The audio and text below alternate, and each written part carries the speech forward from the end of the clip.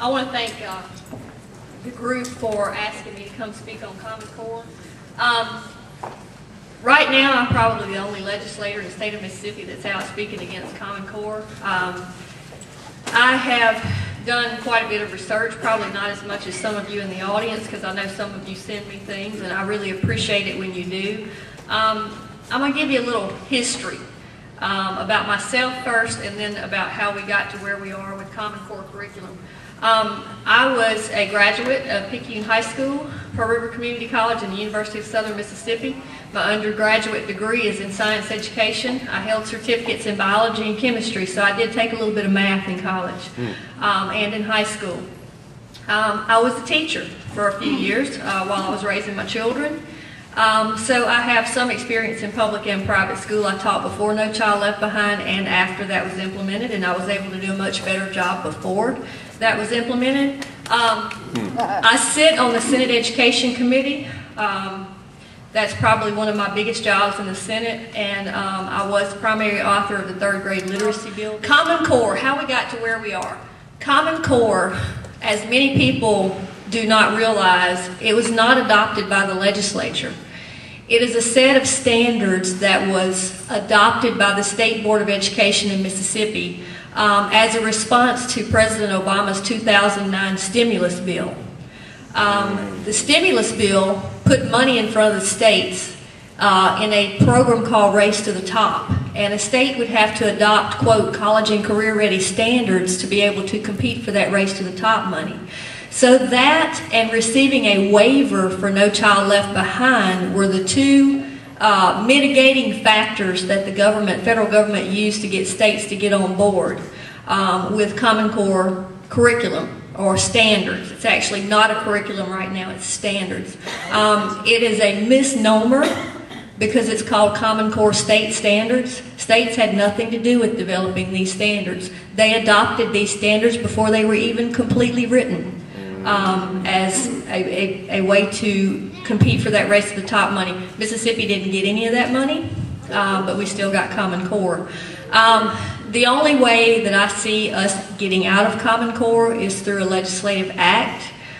We've already seen Indiana, one of the states that initially got into Common Core. They passed a bill and Mike Pence signed it into law that says there will be no further implementation of Common Core curriculum or Common Core standards in Indiana until a cost analysis and a standards comparison is done between the Common Core standards and their current standards.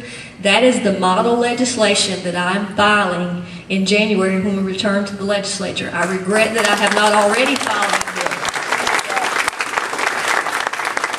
I think that bill has the greatest chance of getting passed than any other type of bill that I can find, because it's not logical to argue against something that says, wait, let's just slow down, let's look at this, let's see how much it's going to cost, let's get a true comparison of the standards that we already have in place in Mississippi to these Common Core standards.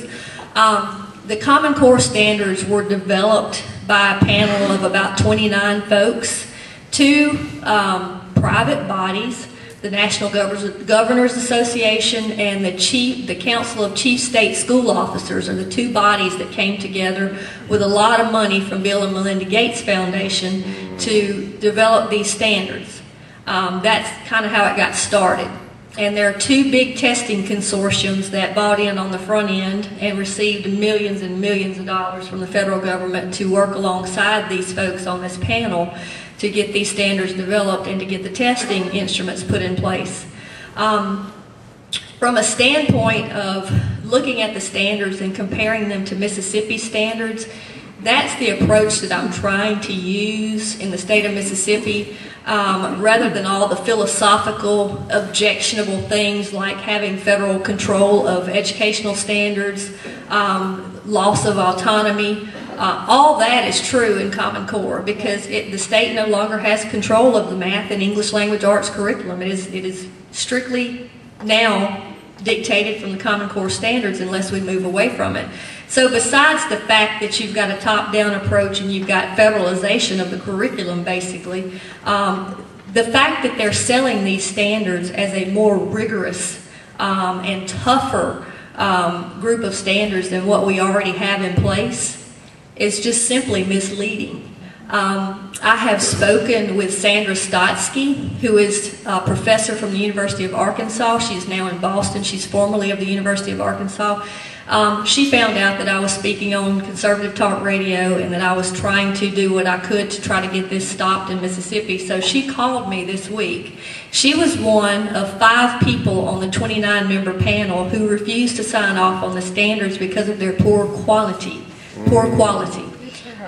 Sandra advised me that the approach that I needed to take in Mississippi was to have some folks from the college community, from the engineering community, from the math and science community to take a look at these standards themselves, compare the math standards especially to the standards that we have now, and they will certainly find in a hurry that the Common Core standards are inferior to the standards that we have now in Mississippi.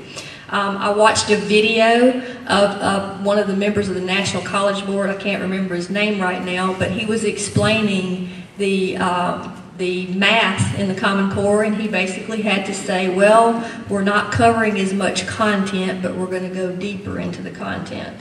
So if you look at the high school mathematics and you look at the elementary mathematics, time and money is not introduced until 2nd grade.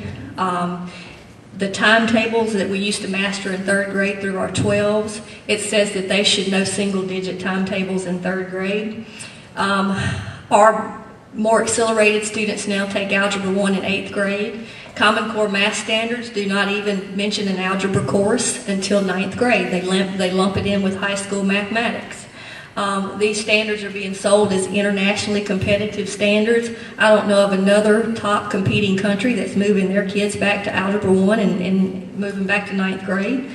You know, that's a move in the wrong direction rather than the right direction. So from a standpoint of rigor, just me looking at the standards, because I've taught in the public schools before, I can see it myself. I've had many teachers contact me, especially math teachers, say, we're just scratching our heads because we're having to back off what we're teaching, and we're rewriting our lesson plans, and we're taking stuff out that we're now teaching our kids, and we're delaying this stuff. And when they don't get the skills to this age, they're going to be behind. So I'm trying to take the approach to get an informal panel together from some folks in the college community, some folks in engineering and professional science and math areas to go ahead and do their own evaluation of the standards and come out and publicly say, no, these are not more rigorous standards, because sometimes it's easier to sell it from that standpoint than from a political standpoint. So that's kind of the approach I'm taking. But from a political standpoint, it's very, very dangerous. What's opened up in the English language arts area is we have standards, but we have no curriculum. The Common Core folks are saying, well, you can use whatever curriculum you want to make sure that you teach these standards. Well, if you go Google Amazon or you go Google Barnes & Noble Common Core book list, and they're labeled Common Core, so they're advertising that these are Common Core book lists, even though the Common Core folks say that there's no sanctioned books that go along with this. You will find some of the classics, some of the things that you were reading when you were coming up through school, but you will also find some highly objectionable material that does not paint the U.S. in a very good light. Some of the authors that are on some of these Common Core book lists, if you Google Amazon or Barnes & Noble, you will find some that have been political operatives for many years or for a few years and now have turned children's author. So, you know, you have a potential for some people to make a lot of money.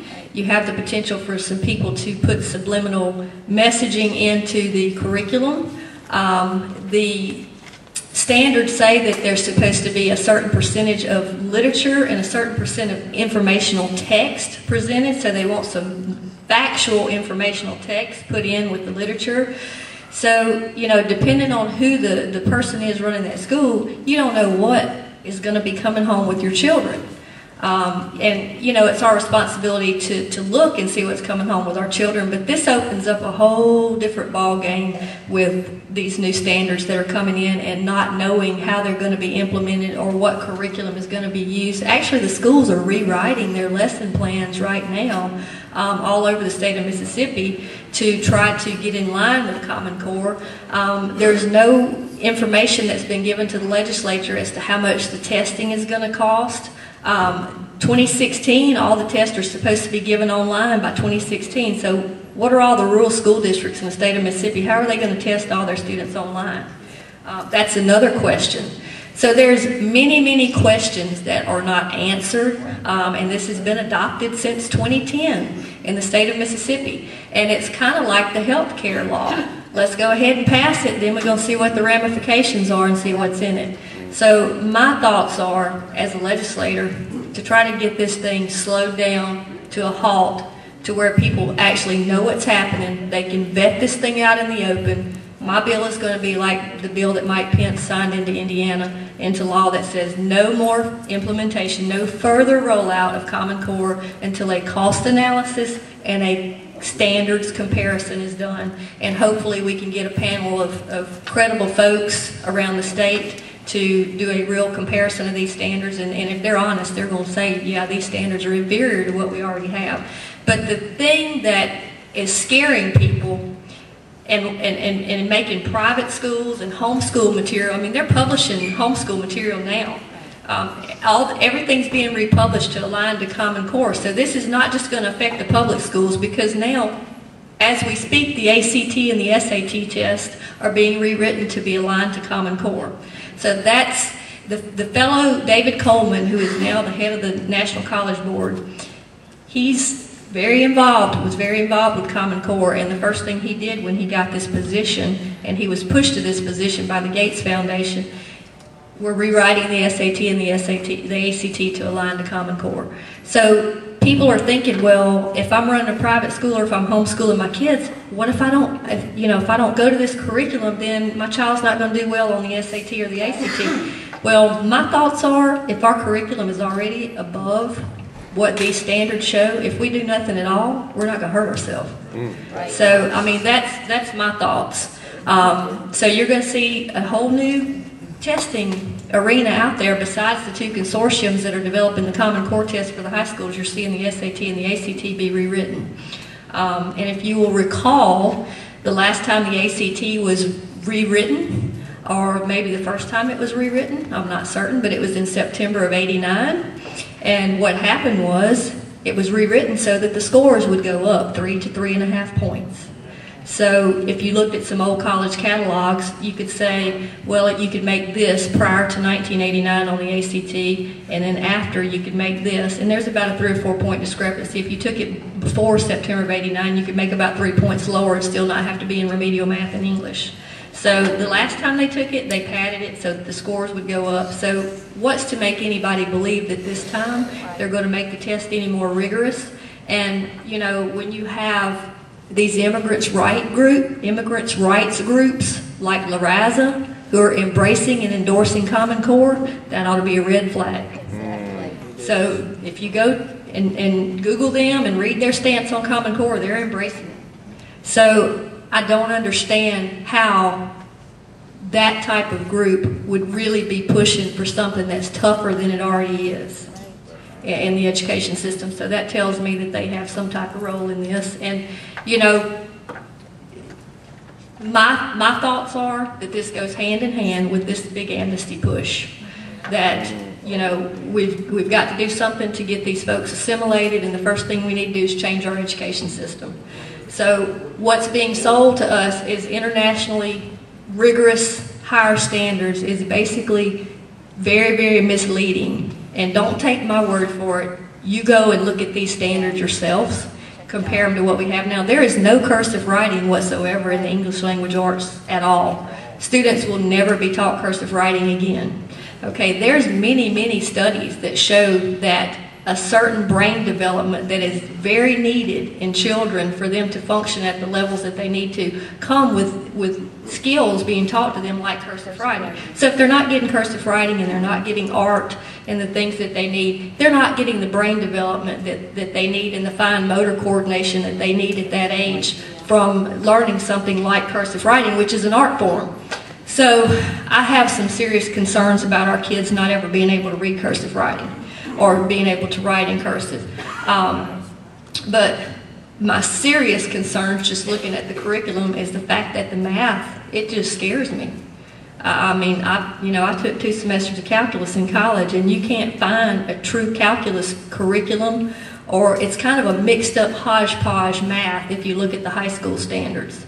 And it's pretty evident that, high school algebra, I mean, it mentions equations briefly in some of the lower standards, but no true algebra per se until 9th grade. So that's where we are, and what you all can do is you can contact your legislators, you can contact the governor's office, you can contact the Speaker of the House, you can contact the Lieutenant Governor, and ask them, please, let's just halt this implementation of Common Core state standards until it can be truly vetted out in the open, in the public, and folks know what's happened in the state of Mississippi, because this was done so fast.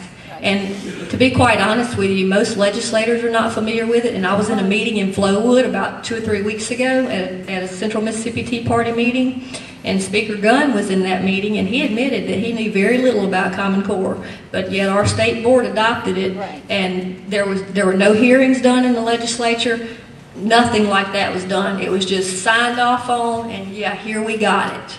So, unfortunately, it's like the health care. We're trying to come in behind and trying to straighten out the mess that's coming down the road, because we're going to have another train wreck just like we do in health care with this Common Core standards. But there's a lot of folks in the educational community that admit it, but they're scared to go public with it. But there's some in the educational community that just love it. They think it's the best thing since sliced bread, but we've yet to see a test. We don't know what the tests are going to be like, and when the tests are rolled out, the cut scores are going to be determined after the first crop of kids are tested, so we don't know what they're going to do with the cut scores. I mean, they can adjust those cut scores any way they want to, so we'll have a certain percentage here, here, and here. All that can be manipulated because they know how to do all that. They're professionals at it. That's what the educational establishment does. They're in the business of moving numbers around to try to pull the wool over folks' eyes as to what's really happening in education. So I appreciate you coming tonight. This is a book that I would recommend. I know you have a brochure out there. The Heartland Institute has published this little book right here that they mailed to me as a legislator. It's called The Common Core, A Bad Choice for America. It's a short little book. It gives you a tremendous amount of resources, information on how we got where we are and what we can do about it, hopefully in the future, to try to rectify this.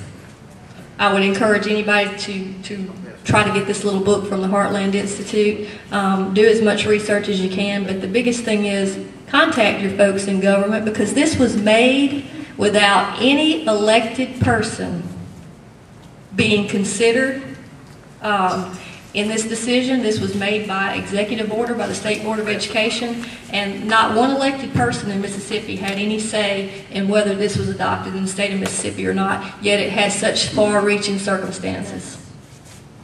And also, 2 more things.